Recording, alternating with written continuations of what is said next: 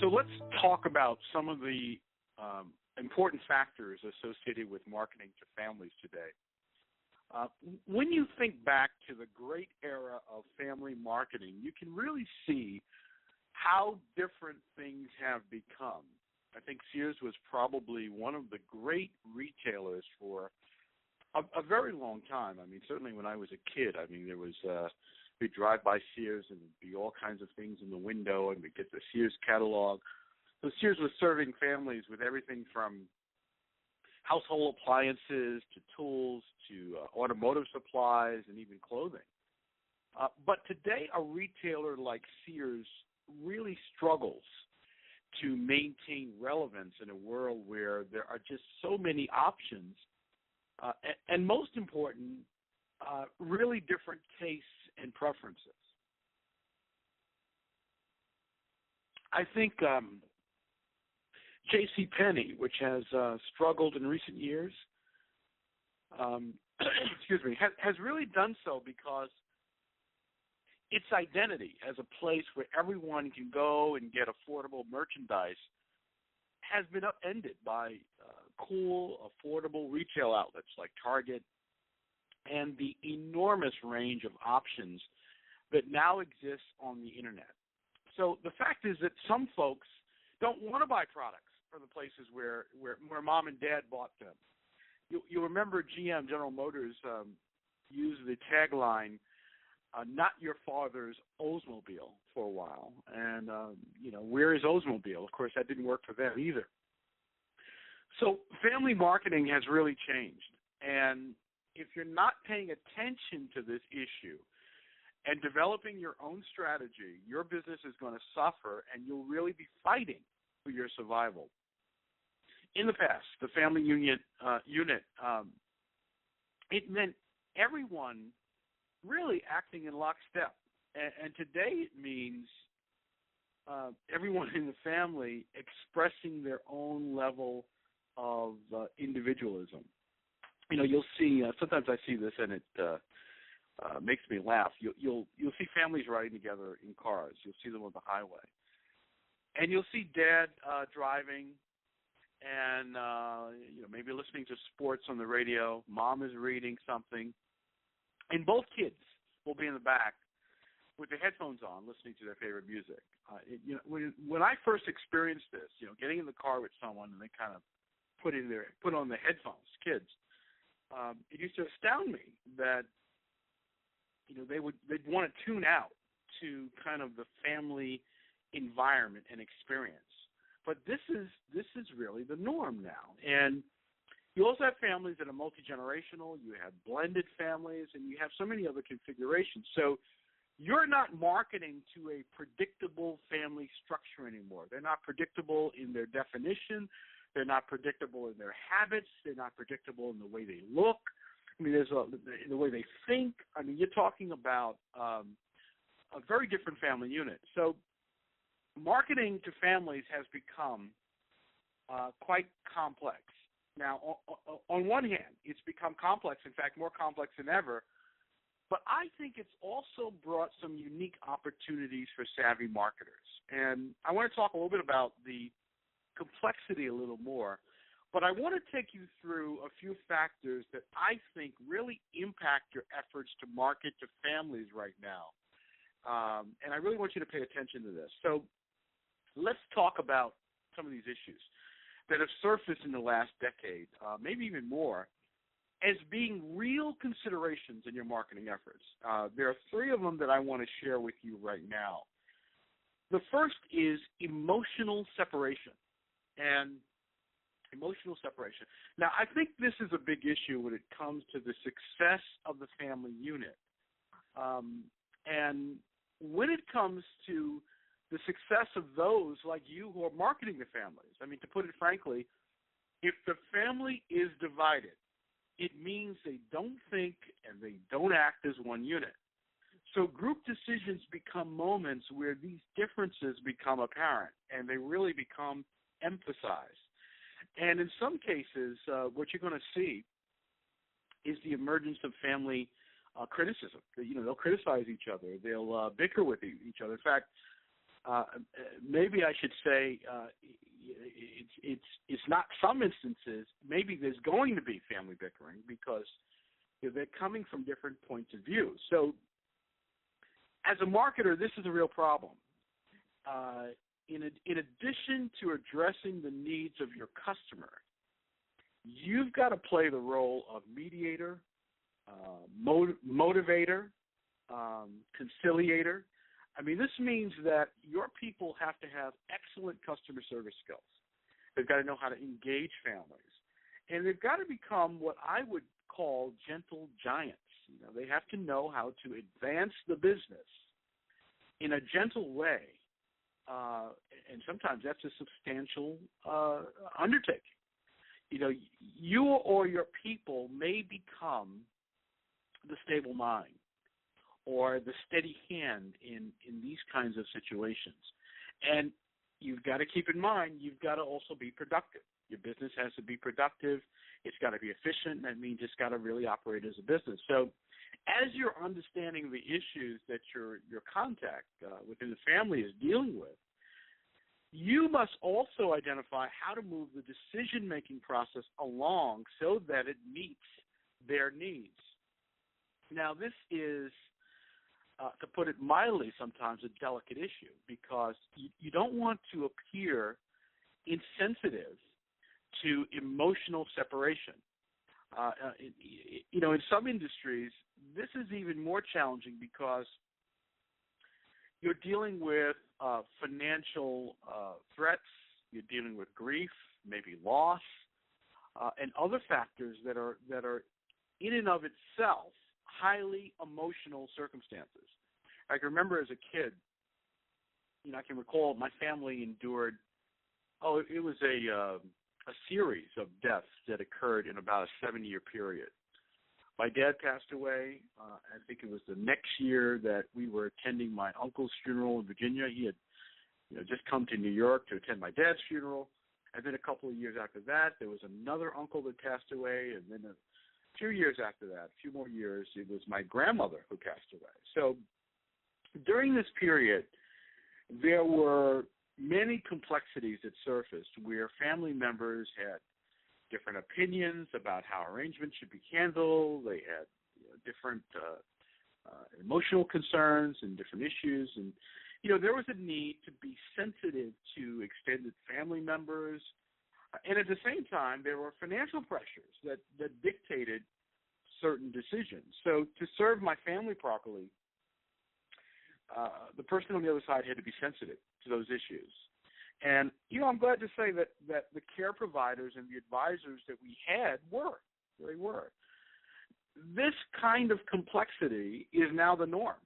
I think you all would agree that this is the kind of thing that you experience all the time. So you must become adept at being a helping hand in the process. In fact, this isn't a abnormality. This is something that is part of the fabric now of your business. So if there's one tip I can give you in this regard, it's learning to say and to really feel, I understand. I understand. Followed with, let's do the best we can to address this situation so that, it serves your family. Let's address the situation so that it serves your family. Now, your customer might be upset.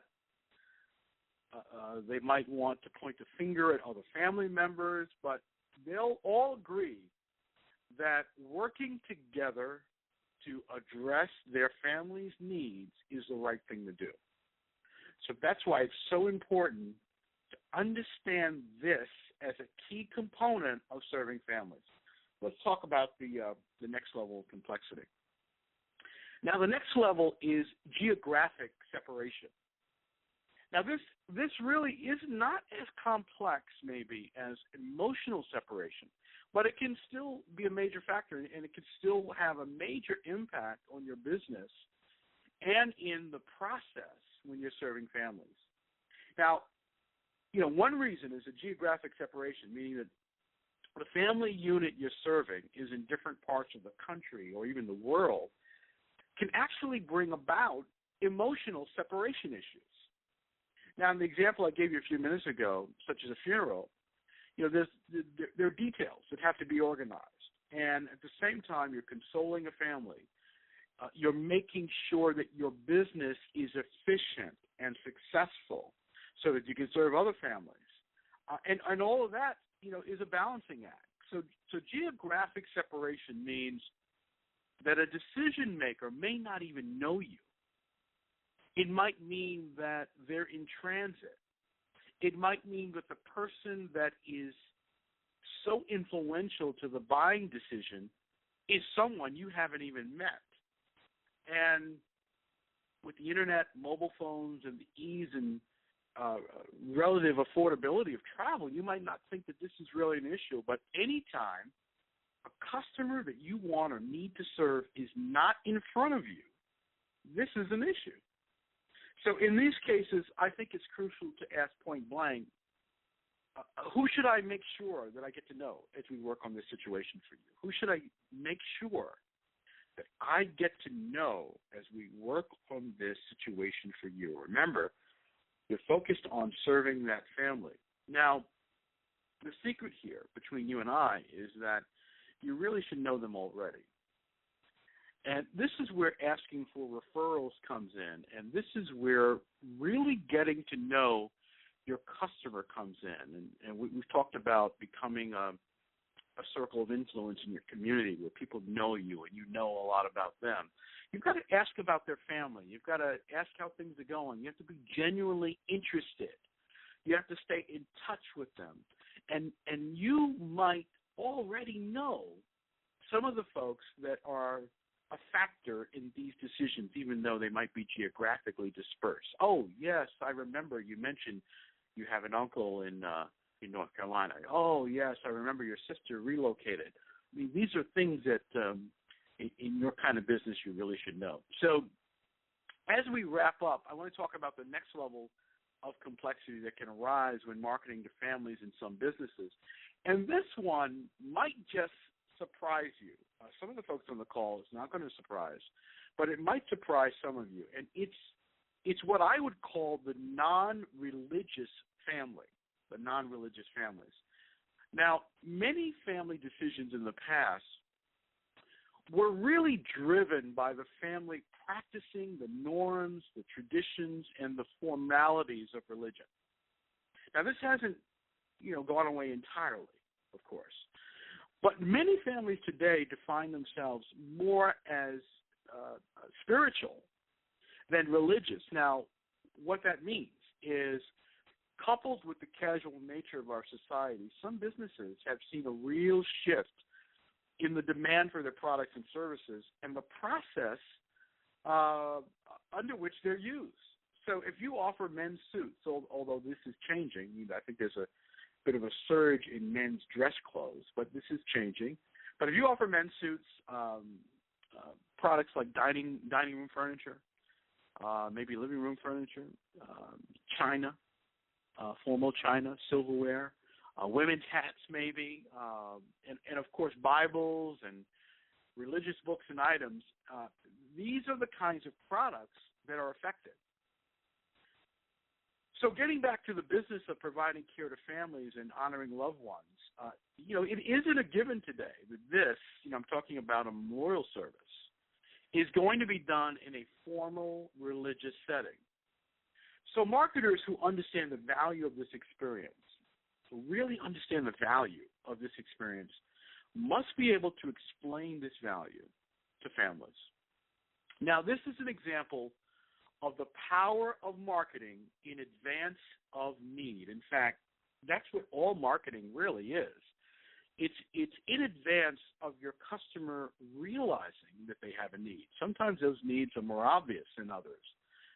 But if you can establish an understanding of the value of formality, the power of tradition, the importance of legacy, this will be something that your client, in this case, is going to ask for because they understand it and they've been given good advice by you. So let's summarize some of the principles of effective family marketing that we've discussed during this teleseminar. In fact, you might even, I was thinking as we're talking here, you might even call this modern family marketing, modern family marketing. There are really 3 points. The first is, number one, you have to market. The need for your product or service is there, but you must remind your customer continually. That means definitely, that means often, that you are there and why you're an excellent choice. You must remind them of their need, remind them of the importance, and in fact, you must do so assertively that you become the only choice. You have to become the only choice. Number one, you have to market. Number two, you must talk differently to different family members. You must talk to different family members differently. Now, this means having a marketing dialogue with the different family members that pertains to their individual priorities, their interests, their tastes, their preferences. So no longer can you think of a family as a monolithic entity. Remember that family riding in the automobile on the highway, and everyone is engaged in a different form of media. You know, the car space is no longer the family space. It is a place where an individual can go and get their own little space to listen to what they want to hear, to read what they want to hear, to have their head where they want it to be. Now, if you're talking to them as one unit, you're going to miss that. So you have to talk to different family members differently. Number three is you must develop marketing and client service solutions that address the 3 levels of complexity that you'll encounter when marketing to families today. So as I pointed out, there are 3 levels of complexity, at least 3 levels that we want to focus on. And you've got to have the right marketing and client level solutions to address these. You remember these are emotional separation, geographic separation, and the non-religious family.